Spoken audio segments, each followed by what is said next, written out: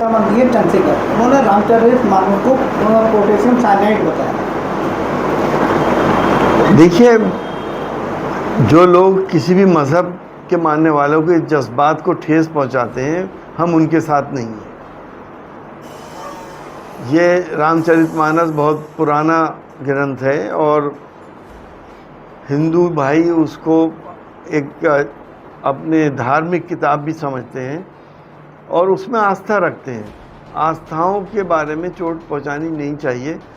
और ये भी सच है कि अगर किसी आदमी ने कोई बात कही है, चाहे सनातन के लिए कही हो, चाहे रामचरितमानस के लिए कही हो, ये उसकी पर्सनल राय है।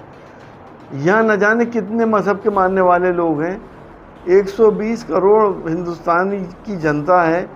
वो किसके लिए एक अकेला आदमी क्या कह रहा है, उसका ना तो गठबंधन से कोई मतलब है, ना उसकी पार्टी से कोई मतलब है। ये सबको मालूम है कि इंडिया गठबंधन में बहुत अच्छे हिंदू और सनातन के मानने वाले हैं। उन लोगों से बेहतर हैं जो सनातन को इस्तेमाल करके अपना राजनीतिक फ़ायदा उठाना चाहते हैं।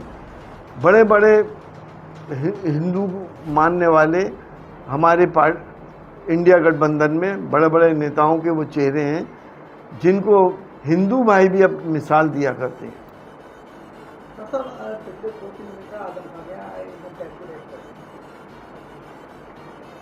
ये सवाल जो आप मुझसे पूछ रहे हैं, पूरे हिंदुस्तान को मालूम है कि ये रेट क्यों पड़ी है, क्या वजहें हैं और क्या निकला। हमें तो पूरी उम्मीद ये है कि उनके घर से कुछ नहीं निकलेगा और ना ही निकला, और वो एक पाक साफ इंसान है। लेकिन ये सब राजनीतिक हथकंडे जो इस्तेमाल हो रहे हैं जो सरकार के द्वारा, ये हमारे प्रजातंत्र को मुसलसल कमज़ोर कर रहे हैं। तो 18 अगस्त से संसद सत्र बुलाएगा। अब ये भी बड़ा एक रास्ता है कि क्यों बुलाया गया, क्या करने जा रहे हैं, कौन से इसमें बिल पास हो रहे हैं। ध्यान डाइवर्ट करने के लिए कह रहे हैं कि 75 साल का इतिहास संसद का। इतिहास में तो ये लोग ज़्यादा ही जाते हैं ना, हिंदुस्तान को भी 5000 साल पहले घसीट रहे हैं। अरे आगे की बात करें, आगे क्या होना है और क्या करना है, तो वो इतिहास। और लेकिन ये तो सिर्फ मुझे लगता है कि इन्होंने फेस सेविंग के लिए ये बात कह दी है, मकसद कुछ और होगा।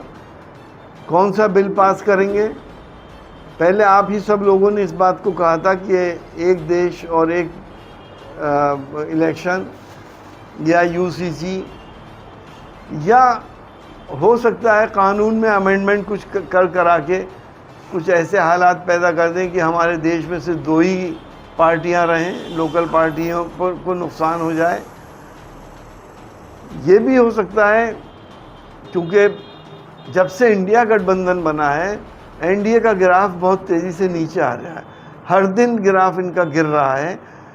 तो उसको देखते हुए ये इस सेशन के बाद पार्लियामेंट ही डिसॉल्व कर दें और चुनाव का ऐलान हो जाए। कुछ भी हो सकता है। ये लोग बड़े अनप्रिडिक्टेबल लोग हैं। इनको देश से या देश की तरक्की से, देश की जनता से तो कुछ लेना देना है नहीं, ना ही देश के विकास से, ना देश के किसान से, ना देश के छात्रों से। इनको तो अपनी पीठ थपथपानी है। चाहे हमारे वैज्ञानिक कुछ काम करें तो ये अपनी पीठ थपथपा लेते हैं, हमारी जनता अगर कुछ काम ऐसा कर ले तो ये अपनी पीठ थपथपा लेते हैं।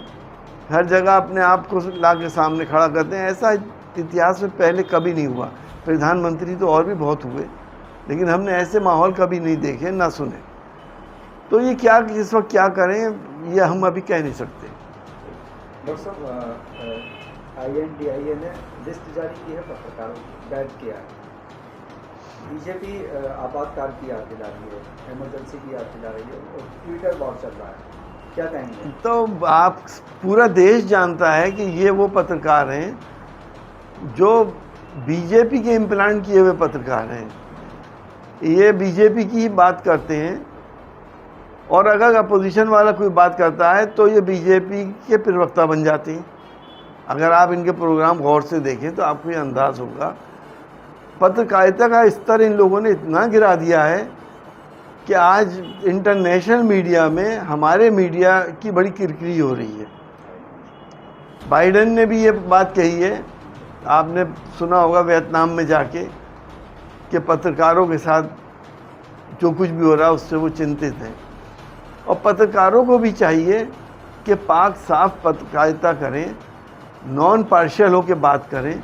लेकिन इन पत्रकारों के जब भी आप प्रोग्राम देखेंगे तो आपको खुद अंदाज हो जाएगा कि ये पत्रकार नहीं बल्कि बीजेपी के कार्यकर्ता हैं।